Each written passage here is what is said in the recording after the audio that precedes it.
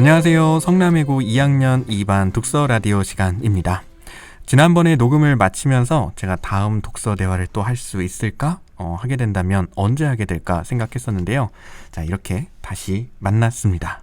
오늘은 우리 성남외고 2학년 2반의 똑똑핑 나예은님과 함께 합니다. 나예은님, 안녕하세요. 안녕하세요. 네, 자기소개를 좀 부탁드립니다. 네, 처음 뵙겠습니다. 2학년 일본어과에 다니고 있는 나예은입니다. 저번 이디오 학생의 흐르는 강물처럼이라는 독서 라디오에 이어서 이번에 새로운 책으로 독서 라디오를 진행하게 되었습니다. 잘 부탁드립니다. 네, 잘 부탁드립니다. 며칠 전에 반에서 그 나만의 일본어 공부 방법을 소개해 주셨잖아요. 네. 사실 제가 올해 들어 일본어 공부를 시작하게 되었는데 저한테도 되게 큰 도움이 되었던 것 같습니다. 감사합니다. 사실 제가 일본어 공부 이야기를 말씀드린 이유가 있습니다. 오늘 이야기 나눌 책이 일본 문학의 대표적인 작가분의 작품이기 때문이죠. 바로 나스메 소세키의 도련님이라고 하는 작품입니다. 예은님, 책 소개를 부탁드려도 될까요? 먼저 간단하게 말씀을 드리자면 이 작품은 우직한 주인공이 시골의 수학 교사로 부임하면서 부조리한 사회를 학교 속에서 만나게 되는데요. 이 몇몇 인물들을 통해서 이 사회의 모순과 비판점을 본인의 눈으로 묘사를 하고 이에 능동적으로 맞서는 이야기라고 줄거리에 요약할 수 있겠습니다. 저는 그 인물들의 별명이 되게 인상적이더라고요. 그렇죠. 네, 번역마다 조금 다를 수는 있는데 예를 들어 제가 읽었던 거에는 너구리, 그리고 빨간 셔츠, 그다음 알랑새, 네. 그다음 끝물 선생, 그리고 멧돼지, 뭐 이런 별명들이었어요. 네. 네, 예은님은 어떤 점이 재미있으셨나요? 일단은 이런 별명 같은 점을 포함해서 이 작가 특유의 직설적이면서 솔직하고 굉장히 담백하다고 할 수 있는 표현법이 굉장히 인상적이라고 할 수 있죠. 나스메 소세키 소설이라고 하면 저는 그 전에 읽었던 작품 중에 나는 고양이로소이다가 있었어요. 그리고 그 작품 같은 경우에는 이제 거기서도 선생님, 이제 교사가 나오게 되는데 굉장히 위선적인 그런 모습으로 그려지고 있고 그러한 교사를 비판하고 있는 이제 그런 작품이었잖아요.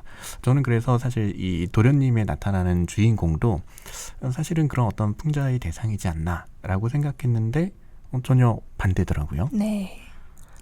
여기서 등장하는 선생님, 그러니까 주인공은 솔직히 저는 그 나스메 소세키가 평소에 사회에 대해서 담아두고 있었던 마음들, 그런 점을 비판하고 싶었다라고 마음에 담아두고 있었던 그런 말들을 솔직하게 풀어내기 위한 수단으로 사용이 되었다고 생각을 해요. 네. 그러면 그 마음에 들지 않았던 세상의 모습을 대변하는 것은 역시 그 주변의 다른 인물들이었겠죠. 그렇죠. 혹시 그 주변 다른 인물들에 대해서도 해주실 말씀 있을까요? 네, 대표적으로는 교감 선생으로 빨간 셔츠라는 별명을 가진 인물이 등장하는데 이 인물은 주인공이 지향하는 가치와 정반대의 성격을 가진 인물이라고 할 수 있겠어요. 좀 높은 자리에 올라가 있으면서도 굉장히 부정직하고 좀 거짓말을 항상 일상처럼 사용해 가면서 좀 자신의 진솔되지 않은 모습을 꾸며가면서 살아가는 그런 작가도 주인공도 비판하고 싶어하는 인물상이라고 말할 수 있겠습니다. 그렇군요. 그러한 교장 선생님이 아니었죠. 네. 교감이었고요. 그리고 알랑세라는 인물이 있는데 이 교감 선생님도 그렇고 이 알랑세라는 미술 선생님도 그렇고 이러한 사람들과는 전혀 또 정반대의 어떤 성격을 보여주고 있는 게 바로 도련님이지 않을까 싶어요. 네. 도련님의 성격에 대해서도 좀 더 얘기를 해본다면 어떤 얘기를 할 수 있을까요? 도련님의 성격을 단적으로 보여줄 수 있는 예시가 있는데요. 도련님이 처음 교사 임명장을 받고 선생님들과 인사를 하고 있을 때 이런 말을 한 적이 있어요. 다른 교사에게 들으니 임명장을 받고 일주일에서 한 달 사이에는 자신의 평판이 좋은지 나쁜지 굉장히 신경을 쓴다고 하는데 나는 전혀 그렇지 않았다. 교실에서 가끔 실수를 하는데 그때는 잠깐 기분이 좋지 않지만 30분만 지나면 깨끗이 잊어버린다. 나는 무슨 일이든 오랫동안 걱정하려고 해도 걱정이 되지 않는 사람이다. 하고 본인의 성격을 굉장히 우직하고 어떻게 보면 좀 완고한 성격을 보여주고 있는 대목이 있습니다. 그렇죠. 맞아요. 제가 봤던 부분도 비슷했던 것 같아요. 그러니까 그 기호라는 인물을 또 빼놓을 수가 없는데 네. 그 기호라는 인물이 이 도련님을 두고 하는 얘기였어요. 도련님은 대쪽 같은 성품이시지만 단지 울컥하는 성미 때문에 그 점이 걱정됩니다. 뭐 네. 이렇게 이야기하는 부분들이 있는데 사실은 그 대쪽 같은 성품이 사실 내내 등장을 하게 되는 거죠. 결국 네. 작품의 결말에서 나타내고 있는 이제 모습들, 그러니까 미리 뭐 말씀을 드린다면, 네. 네, 결국 학교를 그만두고 이제 본인의 고향으로 다시 돌아오게 되기까지 모습에서도 네.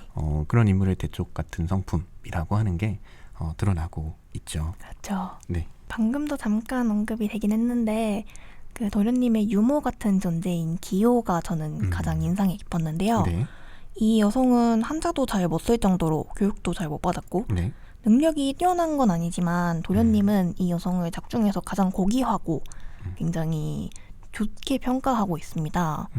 도련님에게 있어서 누구보다 다정하고 정직한 인물이고요. 나스메 소세키가 지향하는 가치를 도련님과 함께 함축적으로 보여주는 인물이라고 생각을 해요. 그렇군요. 저한테는 사실 이 기호라고 하는 인물이 이 주인공, 이 도련님을 향한 절대적인 무한한 사랑을 주는 그러한 인물. 그렇죠. 말하자면 사실은 이제 친어머니나 친할머니는 아니었지만 네. 마치 그 우리가 가정에서의 어머니나 할머니를 연상할 수 있는 네. 그런 사랑을 보여줬다고 생각이 들더라고요. 네. 네. 혹시 예은님한테도 그런 기호 같은 인물이 있을까요? 저희 선생님 계시죠? 네, 선생님이요? 아, 저를 말씀이신 거죠? 네. 아, 네, 그렇군요. 이 얘기는 하실 줄 몰랐는데, 네. 네, 알겠습니다. 넘어가도록 하고요. 네. 저는 한 가지 좀 궁금한 점이 있었어요. 네. 뭐냐면, 지금 이러한 도련님의 모습, 말하자면 당시에 여러 가지 이제 부조리한 어떤 사회의 모습을 이 학교라는 사회에 빗대어서 이제 비판하고 풍자를 하고 있다라고 했는데, 정작 그렇다면 이 도련님의 모습을 우리가 또 닮아가야 할 것인가? 혹은 이 나스메 소스케이 본인은 이 도련님이라고 하는 인물을 또 정말로 뭔가 가장 이상적인 어떤 모습으로 그리고 있었을까 하는 거예요. 또 그 점에 대해서는 혹시 어떻게 생각하시나요? 네, 나스메 소세키의 소설을 전반적으로 살펴봤을 때 약간 현실과 일상생활을 배경으로 하고 있지만 실제 일어나는 사건은 조금 저희가 약간 실천할 수 있는 거랑은 거리가 있는 경우가 많아요. 이건 전체적인 일본 문학의 특성이기도 하고요. 그래서 이걸 저희의 삶에 그대로 이렇게 적용을 시켜서 네. 굉장히 당당하고 아무한테도 굴하지 않는 삶을 네. 살기는 조금 어려울 수 있지만 네. 이런 마음가짐, 어디서나 당당할 수 있는 마음가짐을 마음속에 가지기를 바라면서 나스메 네. 소세키도 이런 문학을 창조하는 것이 아닐까 하고 생각을 합니다. 제가 정말로 이건 어떤 걸까라고 의미를 궁금해했었는데 네. 지금 예은님의 얘기를 들으니까 정말 그렇구나라고 새로운 깨달음을 얻게 되네요. 감사합니다. 네, 잘 들었습니다. 우리가 자연스럽게 나스메 소스키 작가에 대한 이야기가 살짝 언급이 됐었는데 네. 이 작가의 생애나 작품관과 관련해서도 네, 준비하신 내용이 있다고요. 네.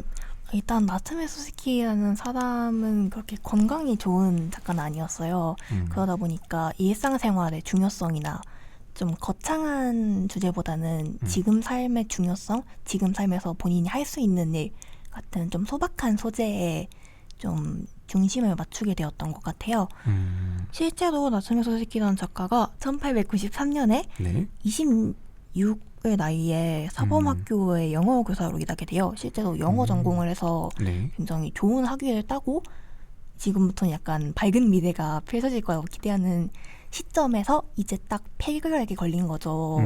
좀 인생의 절망이라고 네. 할 수 있을 것 같아요. 약간 이런 부분에서 도련님이나 다른 소설에서 나타나는 네. 갈등이나 사회에 대한 비판적 시선 네. 같은 걸 형성했나 싶기도 하고 그 후에 다시 요양을 끝내고 1895년에 28의 나이로 시코쿠에 있는 에히메 현이라는 곳에 있는 조금 시골에 있는 네. 보통 중학교에 실제로 이 작가가 중학교 교사로서 부임을 하게 되는데 이때 친구랑 실제로 학습집에서 같이 살면서 좀 서로에 대한 갈등도 겪어가면서 친분을 쌓아가는 경험을 했다고 해요. 이게 약간 실제로 도련님 이 작품에서 도련님과 그 멧돼지 사이에서의 친분과 갈등으로 반영이 되었다는 학설이 가장 많습니다. 아, 그렇군요. 확실히 지금 작가에 대해서 그 작품관에 대해서 또 이렇게 이야기를 들으니까 네. 작품에 대한 그런 이해나 감상의 폭이 더욱 넓어지는 것 같습니다. 네, 감사합니다. 네, 이제 마지막이 될 것 같은데요. 이 책은 어떤 분들에게 추천을 하면 좋을까요? 네, 저는 이 책을 선정한 이유가 사실 저희 학교 학생들에게 직접 추천해주고 싶어서였어요. 네. 이 소설을 보면 실제로 학교를 배경으로 하다 보니까 저희가 좀 공감을 할 수도 있고 조금은 스스로를 반성할 수 있는 계기가 많이 나타나 있다고 생각을 합니다. 도련님의 실제로 이런 구절이 나오는데요. 학교에 들어와 거짓말을 하고 속이고 뒷전에서 살금살금 건방지게 못된 장난이나 치고 그러다가 젠체하며 졸업을 하면 교육 좀 받았음네 하고 착각한다 하는 구절이 나옵니다. 네. 이게 약간 저희의 지금 학교 생활을 조금 반성할 수 있는 계기가 되지 않았나. 저도 이 구절을 읽고 조금 가슴 한편이 좀 아릿한 느낌이 있었어요. 학교를 다니면서도 진짜 여기서 내가 하고 싶은 게 무엇인가, 지금 내가 이 학교 생활을 즐기고 있는 건가 하고 이런 의문을 일부러 무시하면서 지금 소중한 청춘 시대를 낭비하고 있는 건 아닌가 네. 하는 생각을 저희에게 만들어줄 수 있는 그런 소설이라고 생각을 해서 지금 입시와 주입식 교육을 찌들어서 약간 본인이 진짜 하고 싶은 일을 잊어버린 학생들, 특히 저희 학교 학생들에게 이 네. 책을 꼭 추천해드리고 싶었습니다. 아, 그랬군요. 사실 작품에 대해서 조금 전까지 이야기 나눌 때까지만 해도 또 생각하지 못했던 그런 큰 고민거리를 우리한테 안겨주는 것 같습니다. 네. 네. 저희는 또 이만 인사를 드려야 될 것 같네요. 네. 네. 또 가능하다면 조만간 또 좋은 다른 책과 함께 만날 수 있으면 하는 바람입니다. 지금까지 저는 학생들과의 책 읽기가 즐거운 교사 최성훈이었고요. 학생 나예은이었습니다. 네, 감사합니다. 감사합니다.